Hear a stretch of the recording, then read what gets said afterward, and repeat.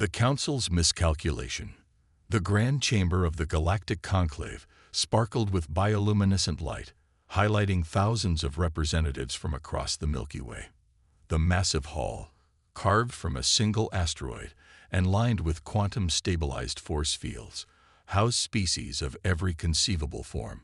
Some floated in specialized atmospheric bubbles, others moved on multiple appendages, and many appeared via holographic projection from distant worlds. High Arbiter Zinxal glided to the central podium, her translucent tentacles rippling with faint purple light, a sign of grave concern among her kind. The chamber quieted as she raised 3 of her 7 appendages. Esteemed representatives of the conclave, her voice resonated through the neural translators implanted in each delegate.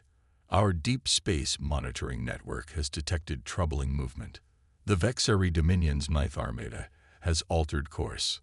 The holographic display above the assembly floor shifted to show a massive fleet of sharp, crystalline vessels. Red trajectory lines extended from their position toward a small blue-green planet. The Vexari war fleet is now on direct approach to designation Sol 3, known to its inhabitants as Earth, continued Zinxal, a world we have long classified as a forbidden zone. The term forbidden zone sent murmurs through the assembly. All present understood the designation, a world too dangerous to approach, home to species with unpredictable evolutionary traits that might destabilize the careful balance of galactic civilization. Ambassador Kelth of the Meridian Alliance rose from his seat, his golden exoskeleton gleaming under the chamber lights. And the conclave intends to do nothing. His voice carried notes of disbelief. These humans have no knowledge of interstellar society. They believe themselves alone in the cosmos. Defense Minister Euro then shifted her massive frame, the reinforced platform beneath her groaning slightly. 6 eyes blinked in sequence along her ridge-lined face. The Vexari have obliterated 3 of our most advanced member worlds, Euro then stated coldly. Terra's Prime fell in 2 planetary rotations despite their quantum shield network. The Centauri colonies were reduced to molecular dust.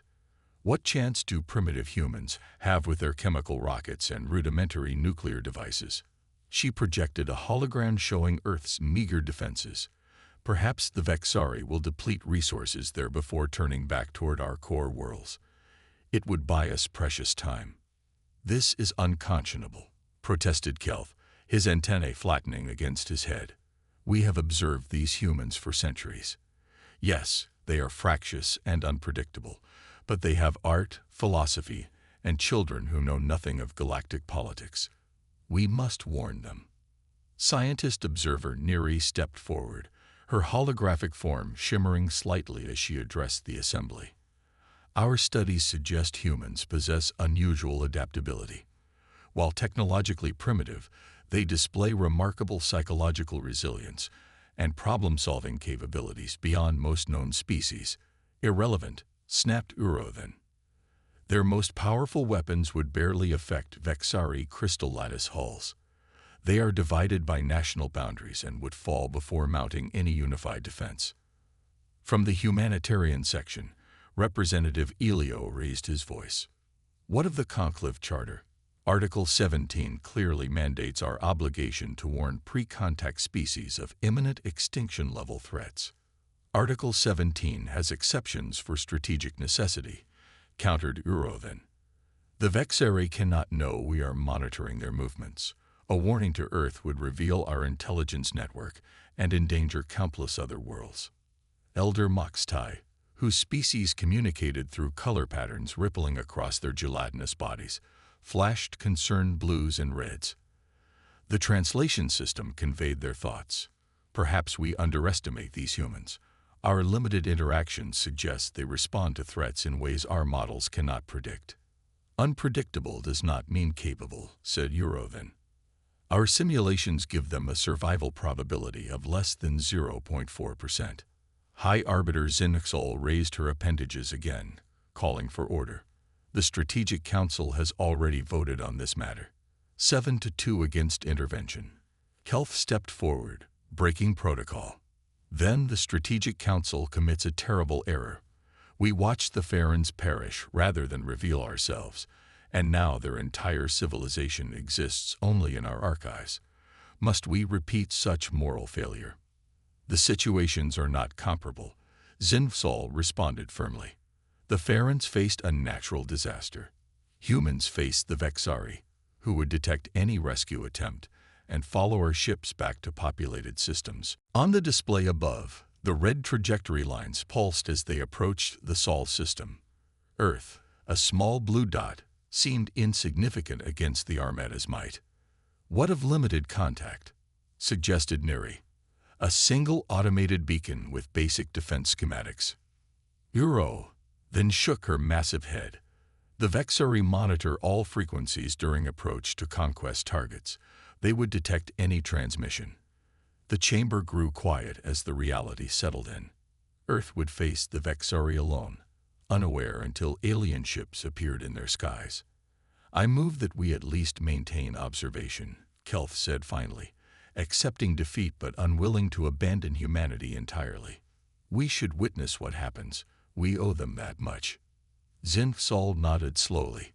Observation is permitted. The cloaked monitoring vessel will maintain position in the Sol system. Full records will be preserved for the archives. So we document their extinction rather than prevent it. Kelth's voice dripped with disgust.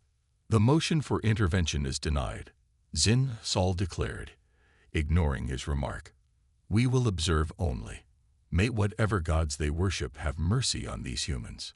As the meeting adjourned, Kelth approached Neri from the Science Guild. Your data on human adaptability. How confident are you in those assessments? He asked quietly. Neri glanced around before answering. More confident than I admitted publicly. Humans evolved on a planet with constantly changing threats. They're one of the few species we've studied that actively seek out challenges rather than avoid them. Not remarkable enough to survive the Vexari, Kelth said bitterly. Neri's expression remained neutral. Perhaps, but if any species might surprise us, it would be the humans. She paused before adding, the Vexari have never encountered a Death World species before. Kelth looked back at the holographic display where the Vexari fleet continued its inexorable approach to the unsuspecting blue planet. For humanity's sake, he said softly, I hope you're right. Commander Vextral stood on the command deck of the Vexari flagship Inevitable Dominance, his crystalline exoskeleton gleaming under the blue-white lights. 4 compound eyes studied the small blue planet growing larger on the main view screen. Earth, a primitive world that would soon join the long list of Vexari conquests. Status report, he ordered, his voice resonating through the ship's organic crystal interface. His second in command, Officer Krell, approached. The humans have only just detected our fleet, Commander. Their primitive scanning technology registered our presence when we passed their lunar orbit. Their global communications networks are erupting with panic. Vextral made a clicking sound that might have been laughter. As expected, play some of their transmissions. The ship's translator began broadcasting frantic human communications throughout the bridge. Military channels from various nations crackled with alarmed voices. News broadcasts interrupted regular programming. Government emergency alerts blared warnings to confused populations. Fascinating, Vextral remarked. They still operate as separate territorial units. No unified planetary defense.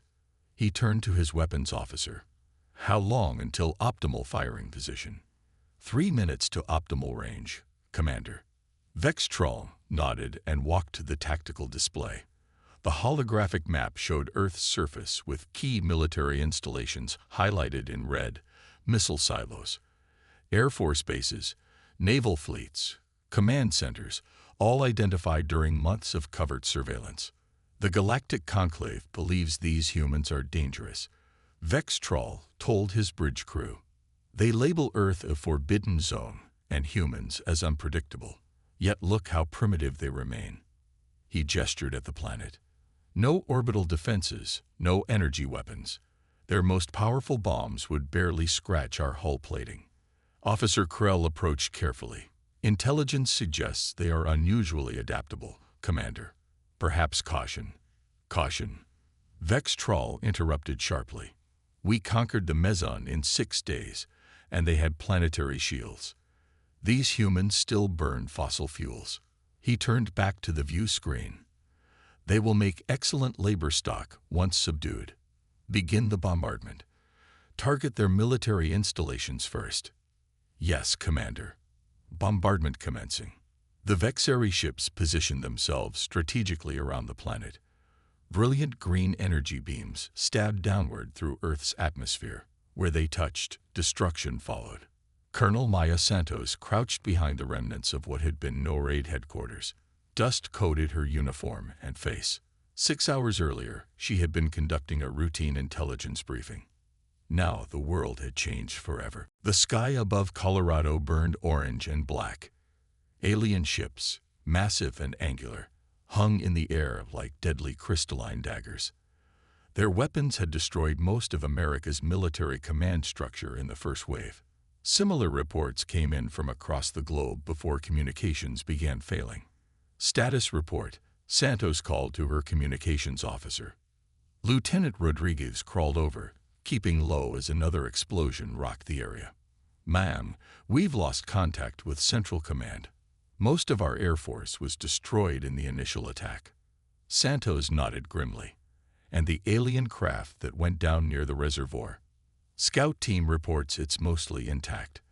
The aliens inside are dead. They don't look anything like us, ma'am. Some kind of insectoid crystalline physiology. Santos studied the faces of her 20 remaining soldiers. They were scared but determined. Good. Fear kept soldiers alive when used properly. Listen up, she said, gathering them closer. This is not just an American fight anymore. This is humanity's fight. These aliens expected us to break immediately, to surrender.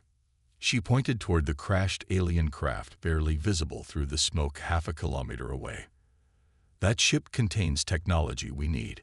We're going to retrieve it, study it, and find a way to fight back. Against those, a young soldier asked, pointing at the massive alien ships overhead. Yes, Santos replied without hesitation. They don't understand humans. We don't break easily. From the cloaked conclave observation vessel in orbit, observer Neri watched the unfolding invasion with growing fascination. Her small ship maintained position behind Earth's moon, its advanced stealth systems keeping it hidden from both humans and Vexari. Are you recording all of this? She asked her pilot, who nodded silently. The Vexari attack had been devastating in its precision and power. Major military installations worldwide had been destroyed in the first hour. Human air forces scrambled in desperate defense had been swatted from the skies like insects. Conventional wisdom said the war should already be over, yet something unexpected was happening. Neri zoomed in on Colorado, where her sensors had detected a small group of humans approaching a downed Vexari shuttle. Despite the catastrophic attack on their facility, they'd moved with purpose, not panic. They were already salvaging alien technology. Similar scenes played out elsewhere. In Asia, humans had captured a Vexari ground soldier alive. In Europe, they were already establishing underground communication networks after their satellites were destroyed. This doesn't match the models, Neri's pilot commented.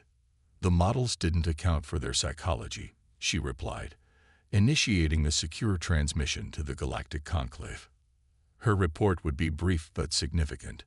Initial Vexari assault has devastated Earth's formal military structures. Conventional defense capabilities neutralized at approximately 87% effectiveness. Human casualties in the millions. She paused, watching as the human colonel on her screen organized the retrieval of Vexari technology. However, she continued, human response deviates significantly from predicted patterns. They are not retreating. They are not surrendering. They are adapting. These humans reorganize almost immediately. They prioritize technology acquisition over escape. She ended the transmission and continued watching. The Vexari had conquered worlds far more advanced than Earth, but always through overwhelming force and fear. They had never encountered a species that grew more determined with each loss. I wonder, Neri whispered to herself, if the Vexari have any idea what they've just started. Humanity fights back. 6 months had passed since the day the sky fell. 6 months of fire, death, and learning. 6 months of humanity proving why they had survived on their harsh world for so long. Dr. Eliza Chen wiped sweat from her forehead as she stood before the assembled military leaders. The underground command center, buried deep beneath what used to be the large Hadron Collider in Switzerland, hummed with equipment salvaged from around the world. The air was stale despite the best efforts of the recycling systems. Everyone had grown used to the smell of too many humans working in too little space. The breakthrough came 3 weeks ago, Chen said, gesturing to the holographic display. The blue light illuminated the tired faces of generals, admirals, and resistance leaders from 6 continents. We finally understood how the Vexari shield technology manipulates energy. On the display, a complex molecular structure rotated slowly. It represented the nanoscale lattice that powered the seemingly impenetrable Vexari shields, the same shields that had made their ships and battle armor nearly invulnerable to human weapons. The crystalline frequency modulation is the key, she explained, pointing to a particular section of the structure. Their shields work by creating a resonance field that disperses energy, but we've discovered that a precisely calibrated electromagnetic pulse can disrupt this resonance temporarily. General Okoi, her face bearing fresh scars from a recent battle, leaned forward. How temporarily? Our adapted EMP weapons can disrupt their shields for 7.2 seconds, Chen replied. Enough time for conventional weapons to penetrate. Colonel Santos, now General Santos after the death of most of Earth's high command, nodded slowly. Her uniform bore no country's insignia. National boundaries had become meaningless in the fight for human survival. We've already distributed the modifications to resistance cells worldwide, she said. The counterattack begins tomorrow. The room erupted in murmurs. 6 months of barely surviving, of watching Earth's cities burn, of fighting with salvaged alien weapons and desperate courage. And now finally a real chance to strike back. There's something else, Chen added, her voice cutting through the noise. We've analyzed their communications. The Vexari never expected this level of resistance. They're confused by us. Confused. Santos raised an eyebrow. Their species evolved in a stable environment with predictable threats, Chen explained. Their psychology is rigid, hierarchical. They don't adapt well to changing circumstances. We do. It's what humans have always done. It's not enough to give us an advantage against their technology, General Okoi pointed out. But it might be enough when combined with the shield disruption, replied Chen. They're struggling to understand why we haven't surrendered. Their battle doctrine has no contingency for this scenario. Chen activated another display, showing a map of Vexari ship deployments around the planet. They've started concentrating their forces around major population centers, rather than spreading out as they did initially. They're responding to our guerrilla tactics by centralizing. That creates an opportunity. Santos studied the map. If we hit multiple sites simultaneously, we could force them to choose which areas to defend.